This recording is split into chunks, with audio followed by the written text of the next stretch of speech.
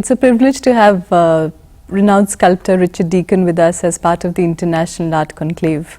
And Richard, apart from a presentation later as part of the program, will speak to us today about his work, his times and his sculptures, which are known the world over. And of course, his journey as a sculptor. Welcome to the Academy, Richard. I'm pleased to be here.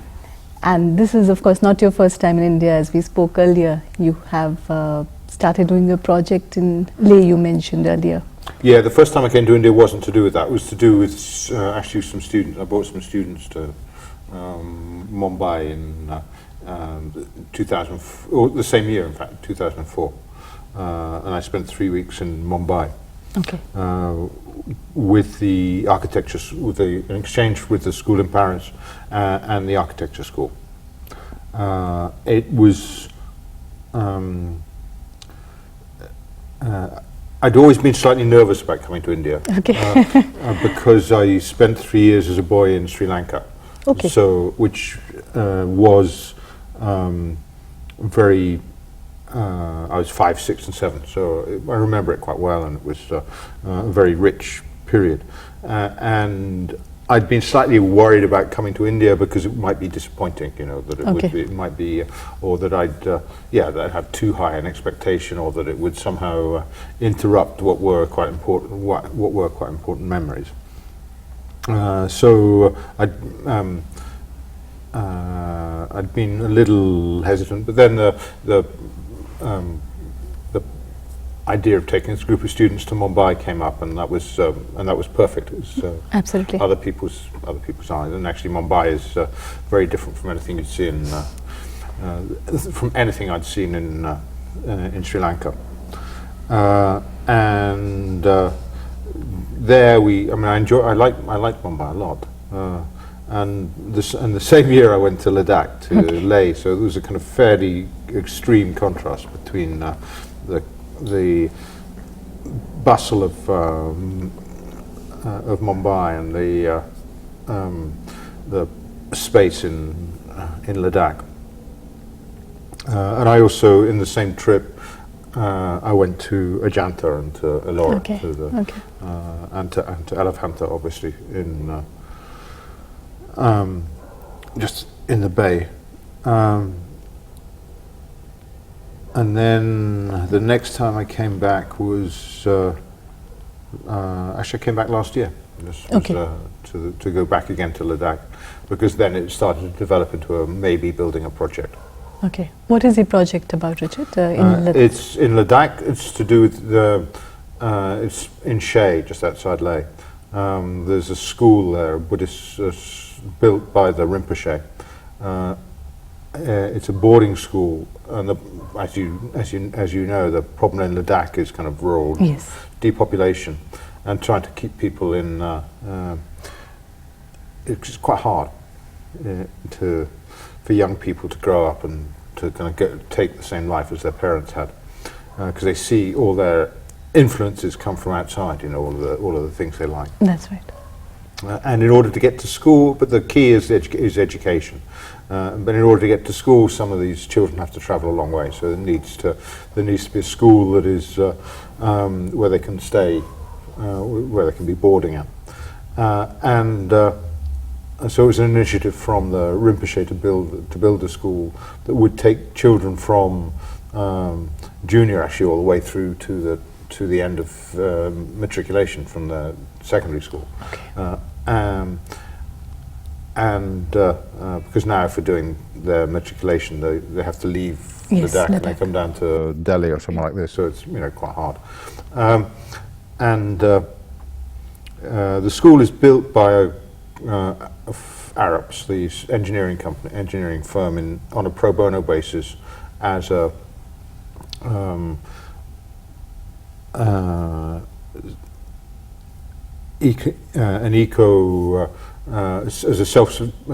an energy efficient school building that uses as much as possible of the available technologies for energy efficiency, so that it's less reliant on outside, it's less expensive to run and less reliant on outside power sources, and acts as a kind of as an example for other kinds of building in Ladakh. So 10 years ago when I was there was the first open day, the first this year will be 2015, will be the first year there's been a group of students who come all the way through the school. Oh wow, okay. And the buildings are just about finished now. So the project was to do with making 4 interventions on the site which would act like 4 sculptures, if you like, on the site, which are to do with completing the design. Okay. And they have to clearly it doesn't work if I want to ship something in, because the money isn't there, the distances are big, and the materials aren't there, and that's actually also against the ethos of the school, that because all the materials used in the school are fundamentally locally available material, processed by local craftsmen. So part of what I was doing last year was trying to find out where anything that I thought about would intersect with anything that they could do. Okay. And having done that, now we're just seeing if really that was correct or not, whether it works. And if it happens, it'll be built over the next. We could start building this year, but it won't be finished till 2016. Okay. When everything is set to go. Okay. And your emphasis was on using it's local. Well, it has to, basically, it has to be made out of stone and concrete, Yes. And it's trying to find a way we can work with that material. And the stone itself, there isn't a big carving tradition, so it wouldn't be. It's not. They're very good masons, very good at making blocks, but when you get to a more complex form, then it gets working out how to do that. It's slightly more complex. I looked at ways in which walls were built. There were different ways of using stone to build walls, and we've incorporated that into the base, into the 4 different bases. But the top part still will need a combination of cement casting and block making to work. And we're trying to work out whether that's possible or not. Okay, interesting. So sometimes you have to shift a lot of ideas to accommodate materials as a sculptor, as an artist. Is it? Well, as an artist, I'm interested in materials anyway, and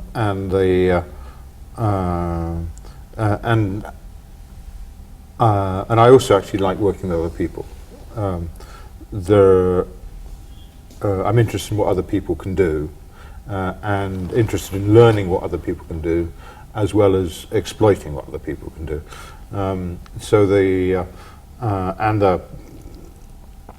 I have very successful partnerships with various people over a very long period to do with a kind of interchange about materials and about the possibilities of materials.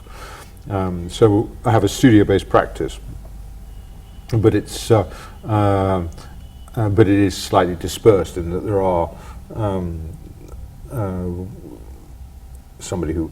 Matthew Perry, who I work with, who on the wooden pieces, we used to be next door to each other, but now we're separated. We're across London. The ceramic work I make is made in Cologne, and the steel works that I make, like the one on the cover of the book here, are made just outside London, with someone I've also been working with since the early 80s. So, and those long-term relationships build a kind of trust between the partners that enables the artwork to come to. I think it enables the artwork to develop and change, because it's not solely my ideas that are being imposed on the thing, that I'm also learning other things from other people, and therefore that changes the ideas that I might have. Okay. But are these collaborations well thought of, Richard? Like, these are of course long-term collaborations. So how do you, is this something that you derive on first, that okay, this is the work that I'm going to do, and then you feel the need for more collaboration, or it starts with the way that I work,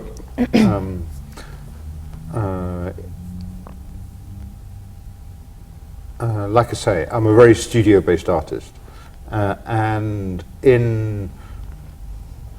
I need a studio. Okay. And the studio functions as a place where I make work, and is also a kind of nerve center, or a kind of it's also a place of privacy. It's not where there are some sculptors who have big studios with lots of people, but I can't do that. So it makes me nervous, because I think people are there asking me what do I do next, and in a way it kind of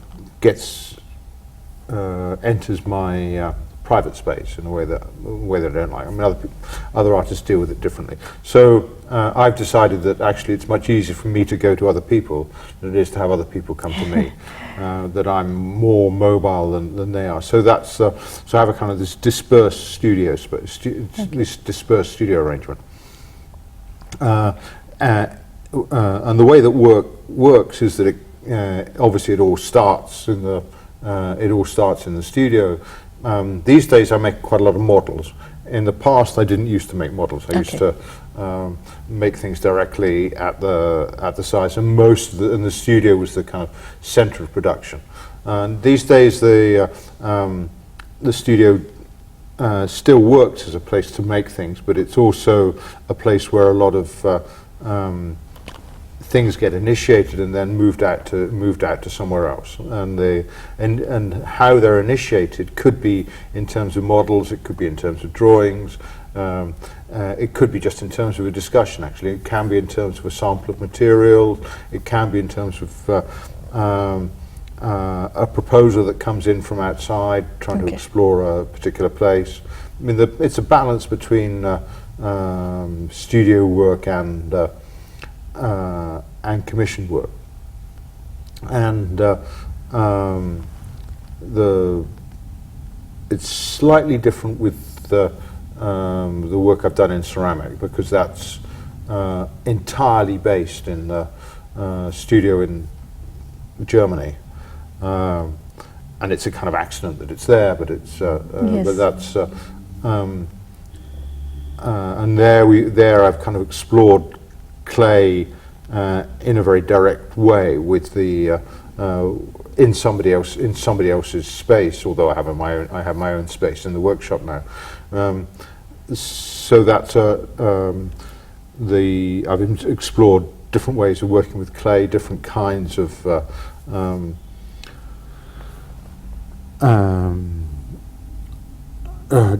approaches to making work in ceramic. And when we were talking before the interview started, you said you mentioned that thing about fabricator. Yes. Where I said I'm not a carver or a modeler, I'm a fabricator. But actually, it doesn't quite hold true anymore. Right. I do still fabricate things, and fabrication is an important part of the work. But both carving and modeling as approaches to material have in the last 10-15 years become also important. Okay. Carving slightly before modeling, and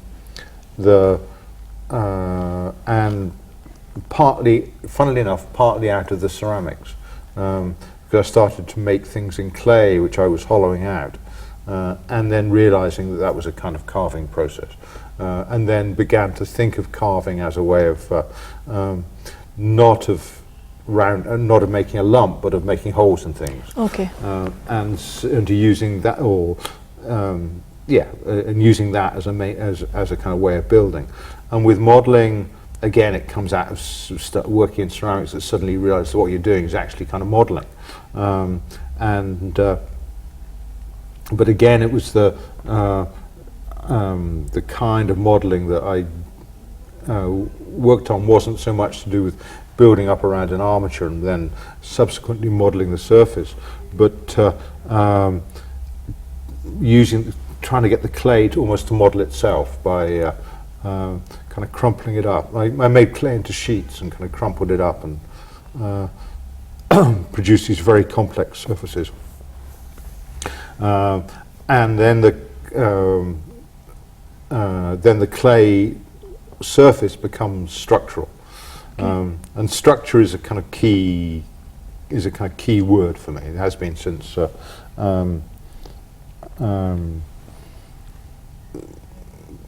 since I started, actually, since the 60s, because structure there's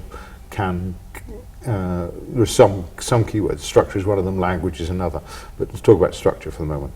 Structure is a way in which material can be formed and become rigid. So structure is something you can add to material, like bending a sheet of steel or folding a piece of paper, add structure.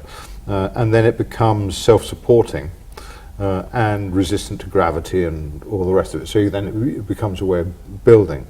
But structure is also a kind of thing you apply to society or to ineffable relationships. Yes. You know, so that and the fact of putting a structure into a material seems to me to have some analogies with the ways in which structure is applied to a social system, for example. So that there are ways in which there's a kind of crossover analogy, which I think is interesting. And if I look to carving, then as a way of when I say it's a way of making holes in, carving is also, you can think of carving as a way of, by putting a hole in, you leave what you leave behind as a structure. Okay. And it's also, so it's another way of putting a structure into things. And it's, once you have a way of making structure, then you can start to build. And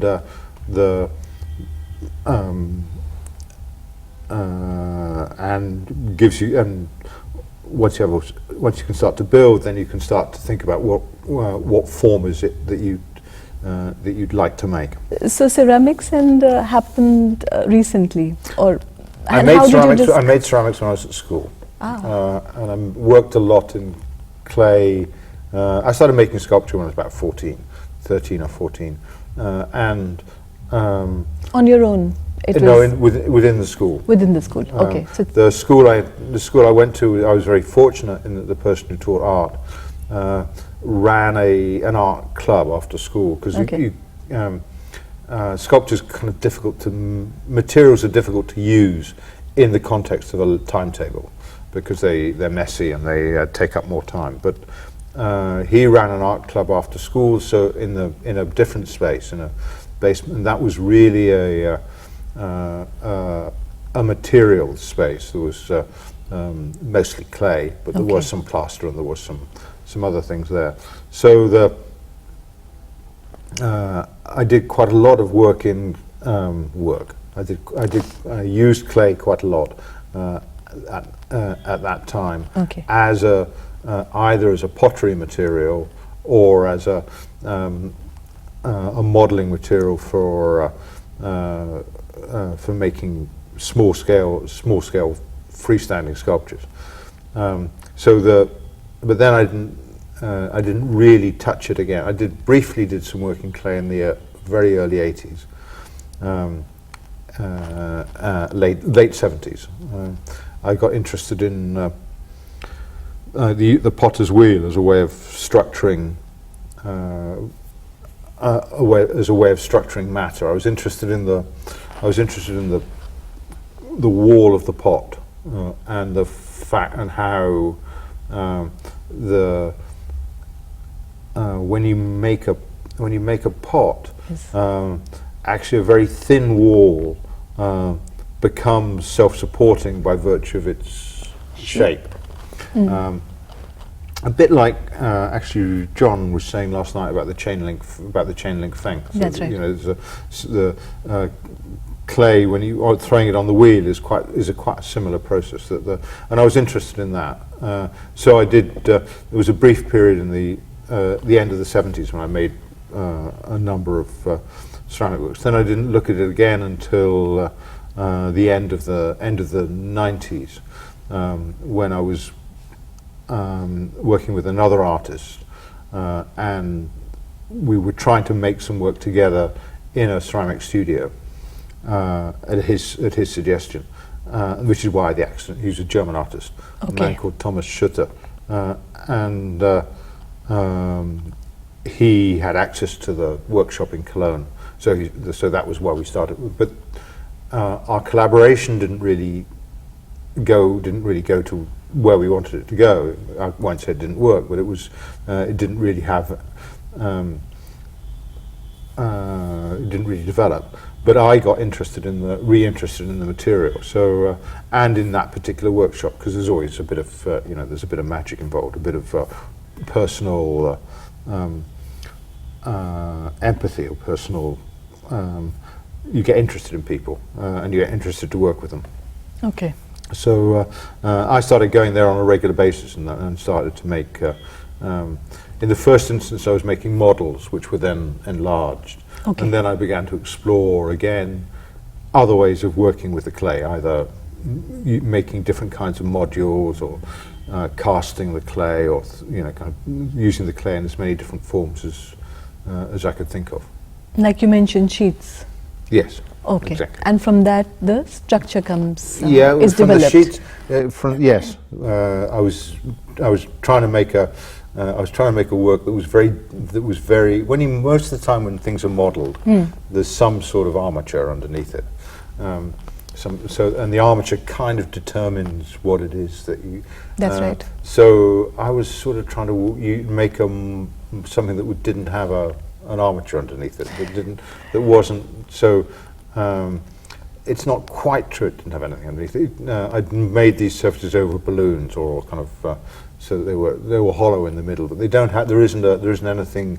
There's no core to it. There's no armature. There's no inside. There's no because finally there's no inside to them. Richard, you mentioned two very important words you said, which are in your work: structure, which we spoke briefly about, and the second was language. And there was also a correlation on how you said materials and work reflect society and its structures, and maybe the human element in it as well. So where does all this draw in your work, and how does the mind of an artist work when it comes to structures, language, materials, for someone who has done so much and in such diverse ways? How does it work in your mind? And if you were to, I know it'd be tough for you to explain. I think okay, no, it's not. It's not tough, but it's very fascinating for us to know. I think there are lots of interesting things about language. One of the interesting things about it is that it's shared between us. Yes. That but it can be used to describe things which are wholly internal.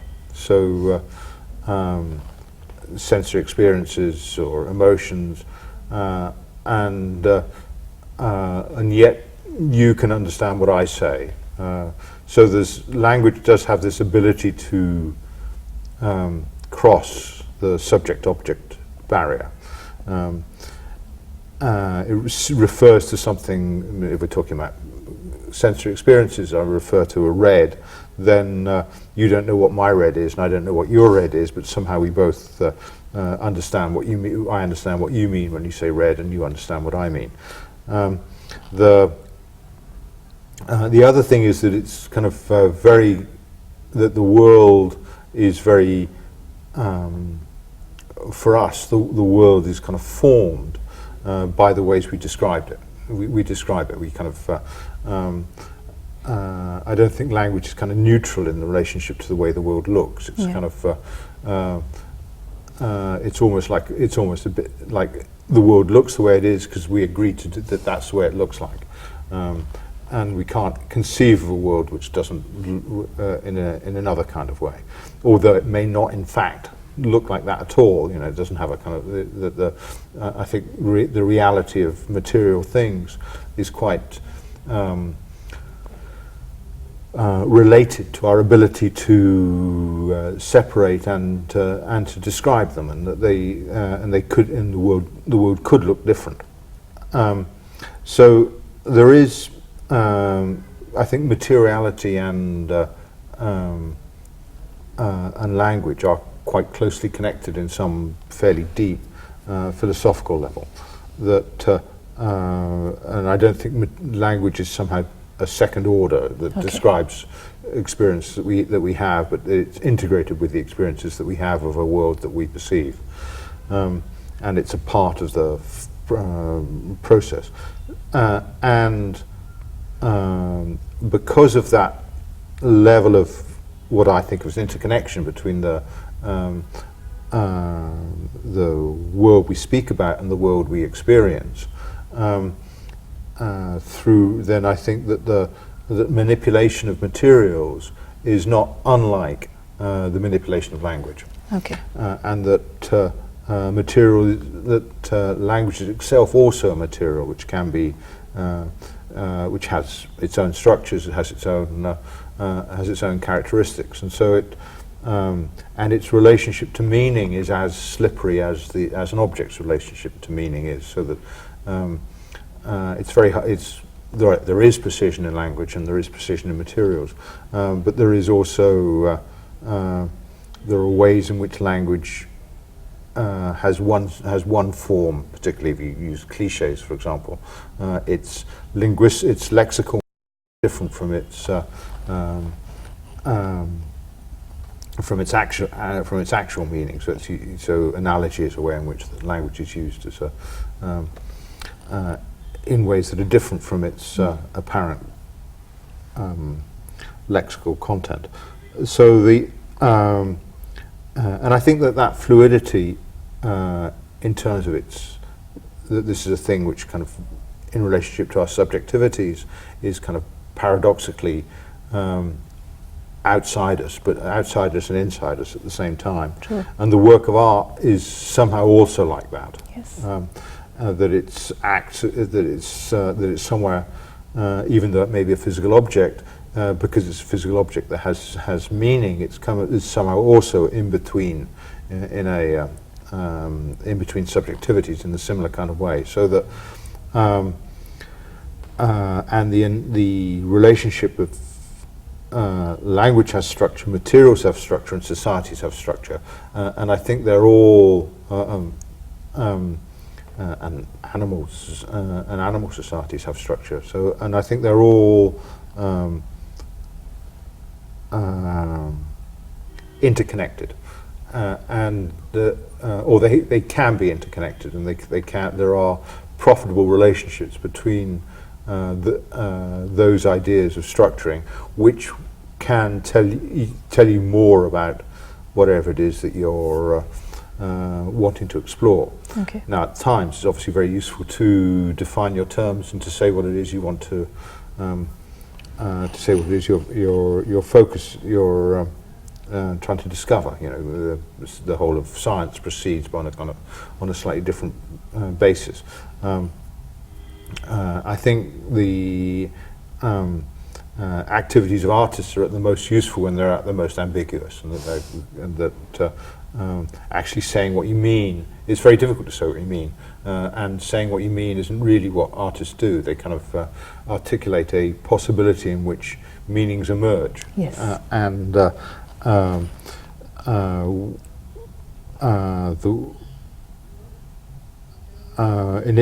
Whenever you try and get clear, it becomes kind of slippery, and the meaning slips away. So that there's some sense in which I think that ambiguity is a richness in art rather than an evasion. Okay, okay. And when we talk of sculptures, if you went back to school from clay, and now back to clay. So I just want to say one other thing. Yes. So ambiguity is a richness in art rather than an evasion, but I think specificity is also is the opposite, and is a necessary component of that, a necessary rock or a necessary tie for that ambiguity. So ambiguity may be inherent in the ways in the objects I make, but as physical entities, they're extremely specific. Okay. So I think so specificity is also somehow kind of tied in there as well. It's not that I'm making kind of blobby things that could be made of, and I mean, I do make blobby things, but they, I'm not making things which are indeterminate in that sense. They're actually very, very determinate.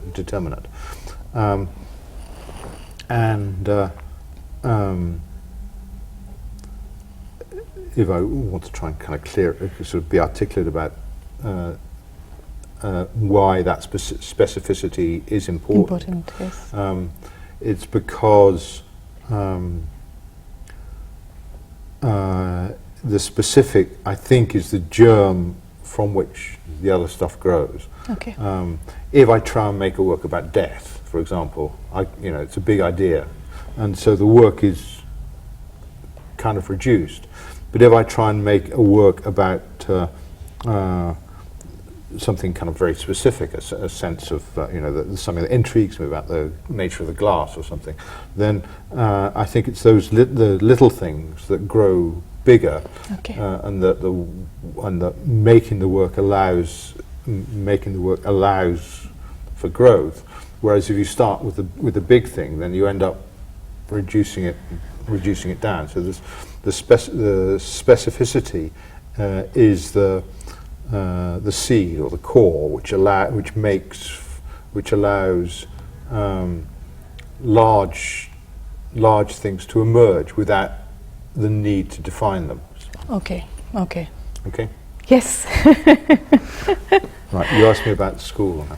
Yes, we were talking about materials, and you said that for an artist, for a sculptor, materials are extremely important. And so, how have the materials changed with you as a person, with the times, with the structure, and what to say? Do they change according to what you want to say in a sculpture? Materials change according to what I can afford. And according to what I'm interested in. Okay. There was early on I was very interested in the idea of autonomy, that the sculpture should be complete, and I felt it was a kind of responsibility of the artist to finish, and I tended to sort of change materials between sculptures, so that I felt that I'd finish with one before I started with the next, and there was some kind of there was other reasons for doing that, but a part of it was that I didn't carry over into the next material or the next sculpture things which I'd thought about in the first. Now that isn't true anymore. I don't really work like that. And I tend to work much more serially these days, either because the ideas have speeded up or because my ability to kind of do things has speeded up. But or that I'm not so good at finishing as I was. I mean, there could be any of those things.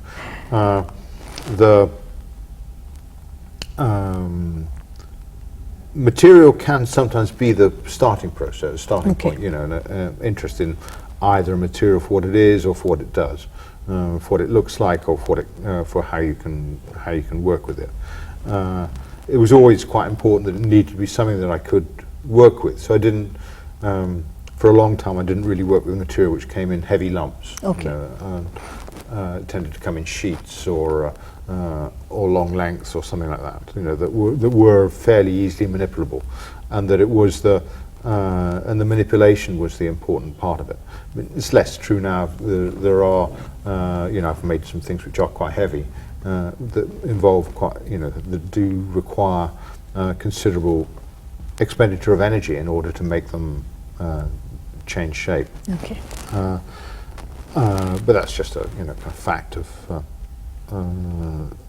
having had a practice that's gone on for quite a long time, and I remain interested in materials and what they can possibly do.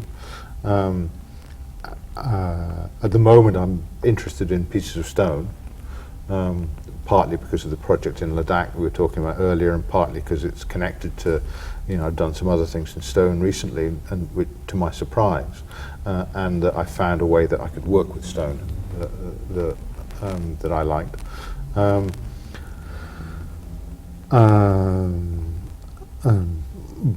But it could be, it could be anything. I quite like the fact that stone is, and I'd also long dismissed materials which weren't man-made. I was interested in man-made materials rather than, even wood, which is not a man-made material, but was very highly processed before I started to work on it. But even that's not really true anymore. Material has become a much less exclusive category of the man-made. So why was that, Richard? Just because I've worked in lots of different. Just because I've seen possibilities that weren't that I hadn't seen before. Okay, in man-made. In natural materials. Natural materials. In materials that come in unprocessed lumps. Right. So like clay, wood, and stone. They tend now to, Yes. instead of Plywood. Instead of being plywood or thin strips, wood. Steel. I tend to use wood very close. I tend to use wood that comes that's very recently sawn, and the same with stone. It's stone. I have used stone in a very processed form, in sheets, but it's more practical as a material which then, or maybe it's to do with being interested in the way, in expanding the way I think the tool works on the material. I don't know, but and finding that it's not so much that structure can also be applied by cutting as it is by folding. It might be something like that. Okay. And if you could talk a bit about some recent works which are also close to your heart, and projects which are sustaining and long, and which you are connected with for a long time, and how do they engage you with internally as well? Projects I've engaged with for a long time.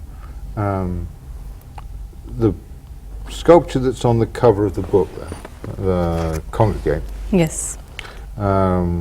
started as an idea to do with. It started as an invitation from a new university in Saudi Arabia for a work on their campus. Okay. And it was just at the time, it was when I was really starting to work with ideas about hollowed out blocks as the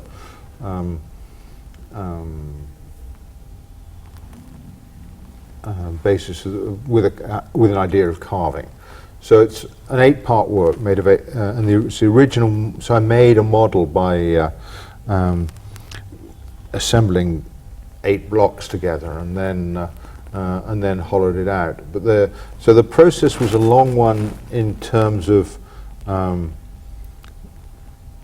working out how to do it of it, but also what it was about. It was originally going to be on a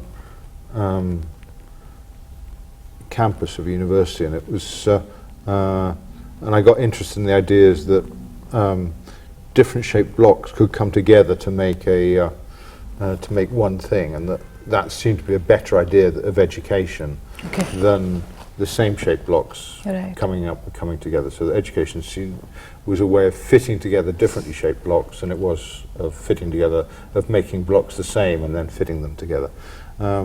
It didn't happen. The project never came up. But I'd done quite a lot of work on both getting the thing up to a point where it was getting near buildable. I mean, there were still questions about the surface and real and detail of the structure to go. But so from beginning to end, it went from sort of 2008 to 2012. So it's about 2011. So it was about a 3 or 4 year project. Not all of which was active, and the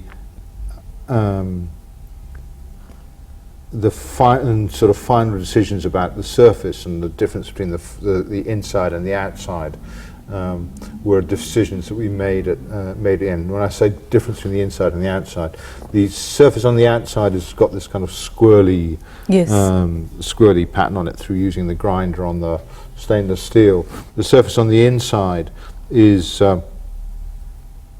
sandblasted. It has this kind of matte grey surface, so you're aware of. So it's kind of clean on the inside. So you're aware of these of the blocks as being the outlines of a kind of invisible shape. And the other thing that's interesting about it is that the rather than everything fitting together, everything is slightly pushed apart. Yes. So it has these kind of also has these gaps in it, which comes slightly from a structural reason, you know, a kind of technical reason, that actually it's a lot easier to fit things together if the fit isn't too tight, particularly when it's a kind of narrow corner. But then in the actual sculpture, what you get is this kind of both you have these blocks which have this structure delineated, but also then the gaps between them also delineate a kind of, so there's two shapes in one. Yes. And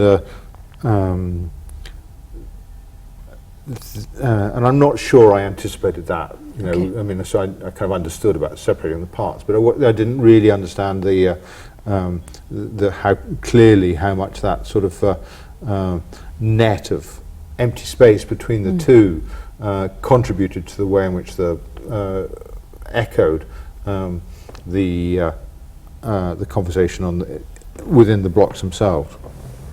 So that was one. Then the another ongoing, as you may know, I do a lot of work in bent wood. Yes. And I've got quite good at it. Quite elaborate structures. The most elaborate one I made was recently, was in 2012 for Singapore, as a hanging structure in a shop for Louis Vuitton in Singapore. And then and it started with it gets complicated. I'll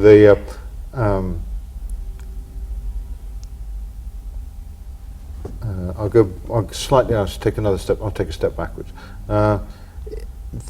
I made a lot of work in laminated wood, and at some point I decided that actually it was getting too, the relationship of the glue to the wood was getting too expressive or too predictable.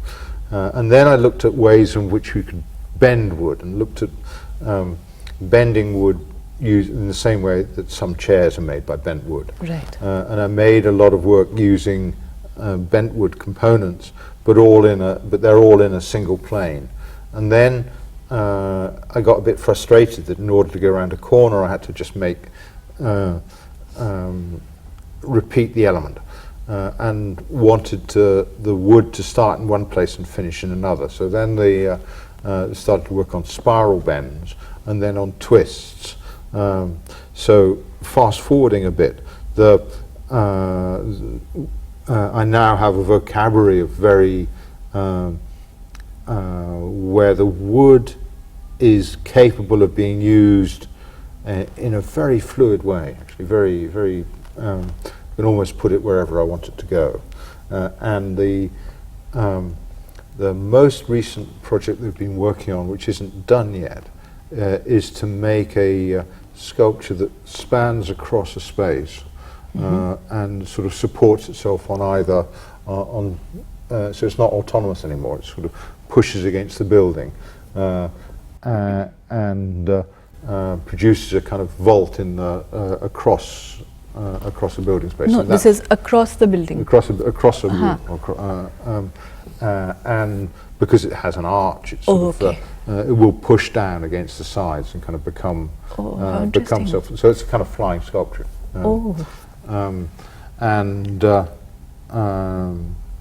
We're kind of working on that. We do. When I say we, I mean me and Matthew. Yes. And we do have an idea for how it could be done, but we haven't actually done it yet. So when you, my last question to you, when you think of a work, when you conceive a work, does it sometimes at the end surprise you? Like, okay, this is how I planned it, this is how it was going to be executed, this is how it's going to be looking like, but suddenly something else emerges and you keep it? Does it happen?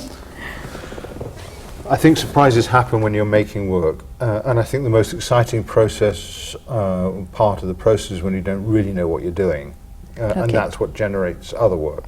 When I understand it, is when it becomes difficult, because it seems to be leading me. Doesn't seem to be leading me anywhere. So there are times when the material process is really exciting because it's. There's new things coming out all the time, and that in turn generates possibilities, leaves things open. When things kind of run out a bit, I describe stopping laminating it, for example, is because I start to feel that I'm doing things just because that's the way I do things, rather than because I'm having to make decisions or find out how to do it along the way. So, and yes, obviously things, the same implicit in your question, is sometimes things turn out different, and there are occasions when I've stopped halfway through because it was, I knew it wasn't going to get any better, and there are obviously other occasions when the thing gets thrown away. Because it's not going in the, it's not really leading anywhere very interesting. Implicit in any idea that you are exploring in making is the possibility for failure, and you should always allow that you can fail and accept that it isn't a bad thing to make mistakes. Right. It isn't a bad thing to, because if everything always goes well, then you don't really learn so much. But if things go wrong, it's not so happy. But you can learn quite a lot from things going wrong. And that's what keeps you going, learning, or is it ambiguity? Well, ambiguity more than learning. I do. I hope I still learn things,